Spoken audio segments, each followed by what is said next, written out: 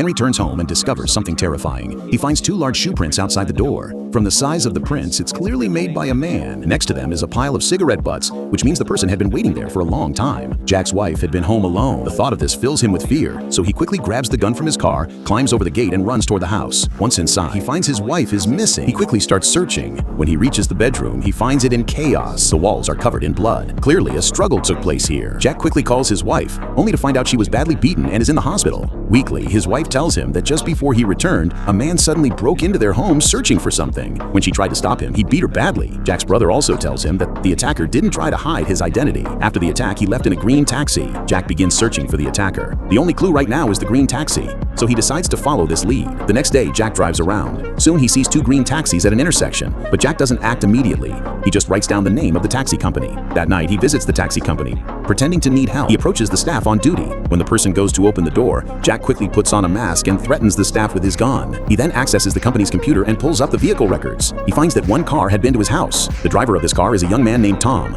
Jack flips through the driver's file and finds Tom's photo. The next morning, Jack waits outside the taxi company. When he sees Tom drive off in a taxi, he immediately follows him. When Tom pulls over on the side of the road, Jack walks up to him, pretending to urgently need a taxi. Once inside, he gives a random address and tells Tom to drive, but they don't go far. Jack pulls out a gun. Tom freezes when he sees the gun. Jack asks him about the job he did at his house 3 days ago. Because it was a long-distance ride, Tom remembers it clearly. He tells Jack that the passenger was a big, muscular man. That afternoon, the man got into his car right after leaving the airport and gave him an address to a manor. Once they arrived, the man told Tom to wait outside. About an hour later, he came out of the manor, and then they drove back to the airport. Tom tells Jack everything he knows. Then he starts begging for his life. But to his surprise, Jack raises his gun and pulls the trigger.